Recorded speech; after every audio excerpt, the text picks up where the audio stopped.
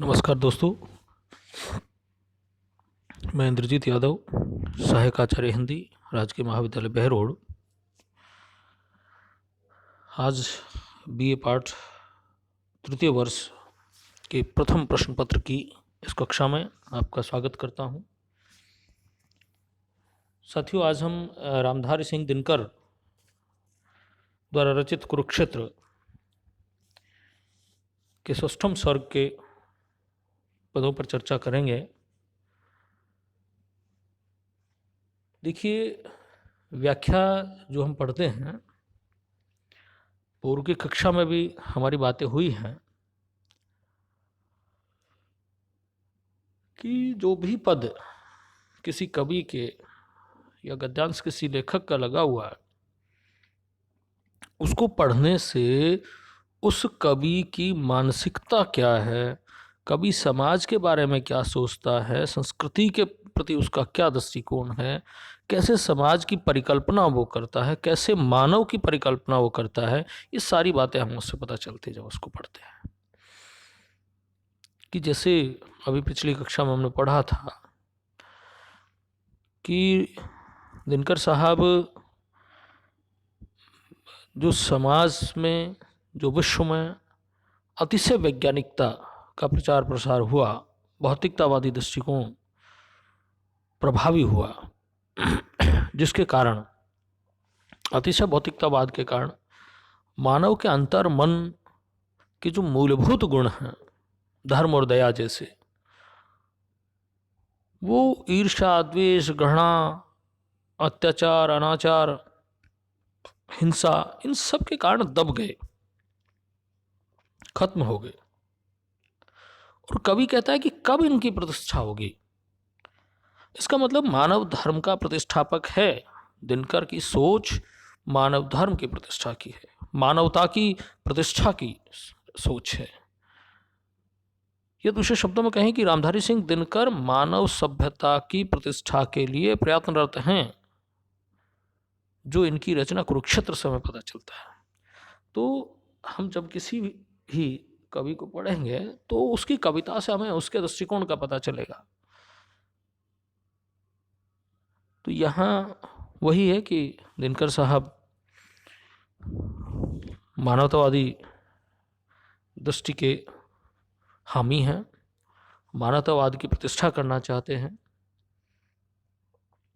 मानवीय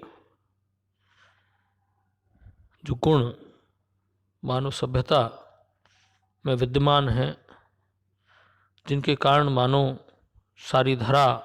जल रही है। धरा जल रही है कहने का मतलब है कि इस पर रहने वाला प्रत्येक प्राणी किसी न किसी रूप में पीड़ित है, प्रताड़ित है।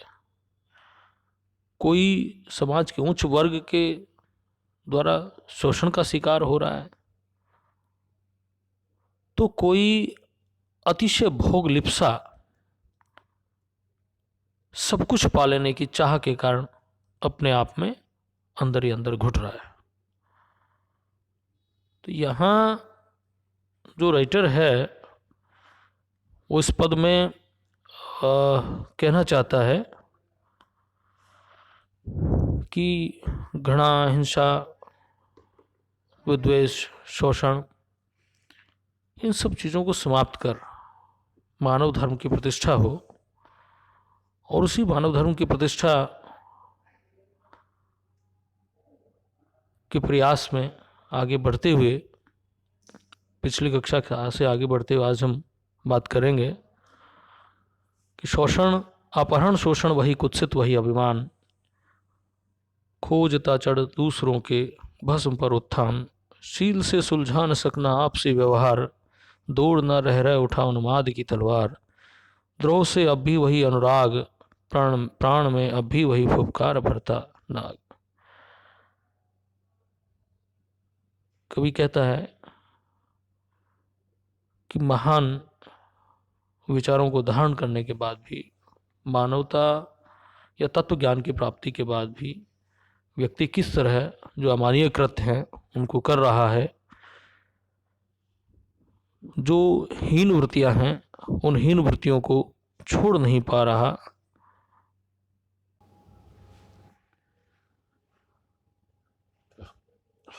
मनुष्य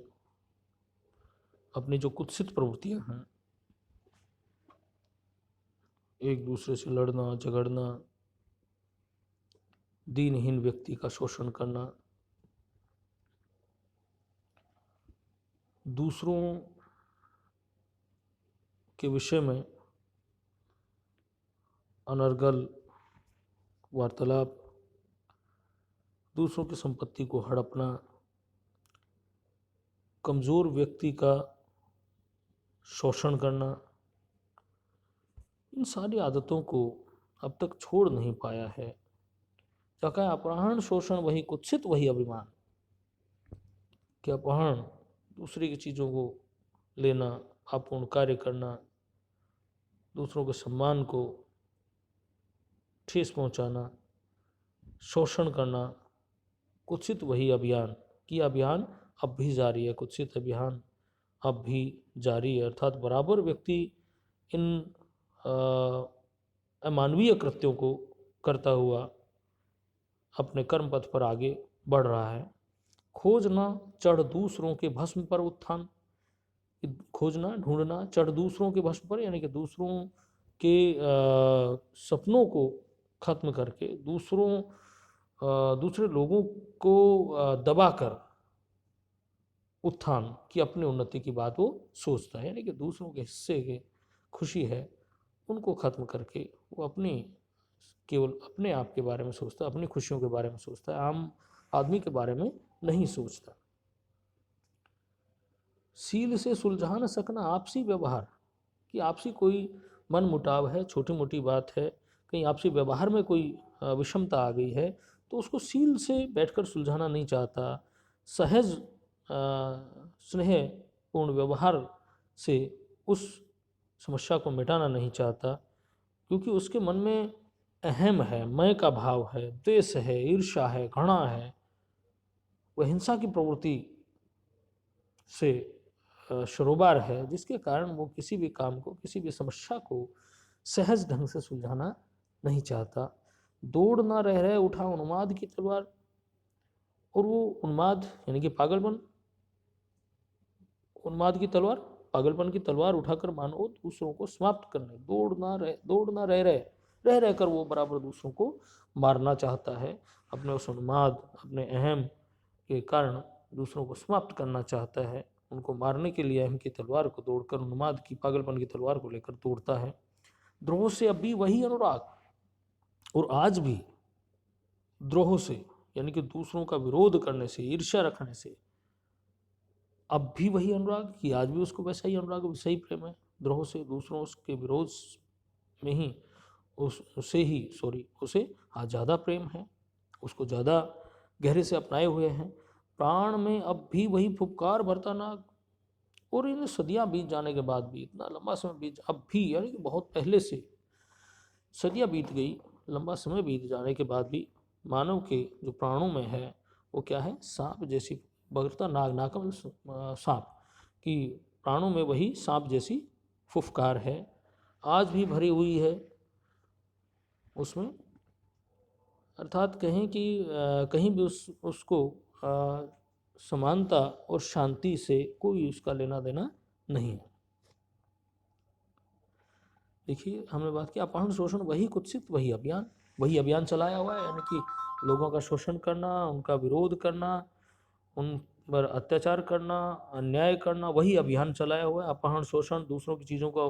अपहृत कर लेना, उनको अनायास ही उन पर अपना अधिकार जताना और दीनहीन व्यक्ति का शोषण करना, कुत्सित वही अभियान, कि वह कुत्सित अभियान अब भी निरंतर जारी है। अर्थात इतने लंबे समय के बाद, सब कुछ तत्वज्ञान की प्राप्ति के बाद भी आदमी उस काम को कर रहा है। मानव सभ्यता का विकास समानता में है, एकता में है, मानव धर्म की प्रतिष्ठा में है, लेकिन व्यक्ति ऐसा नहीं कर रहा। खोज ना चढ़ दूसरों के भस्म पर उत्थान, कि दूसरों के भस्म पर, दूसरों को जलाकर, दूसरों को खत्म करके, दूसरों को दबाकर, दूसरों का शोषण करके व्यक्ति अपने उत्थान की कामना करता है। तीसरी लाइन कह रही है कि सील से सुलझा ना सकना आपसी व्यवहार, सील से आराम से, प्यार से, प्रेम से,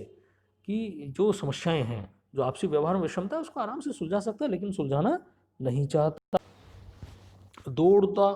दौड़ ना रह रहे उन्माद की तलवार, उन्माद की पागलपन की तलवार को लेकर, यानी कि उसे पता ही नहीं है सही क्या है गलत क्या है, पागल आदमी की तरह वो व्यवहार कर रहा है। द्रोह से अब भी वही अनुराग, और दूसरों के विरोध से, द्रोह से आज भी उसको वैसा ही अनुराग बना हुआ है, अर्थात दूसरों का विरोध करना, हिंसा, घृणा,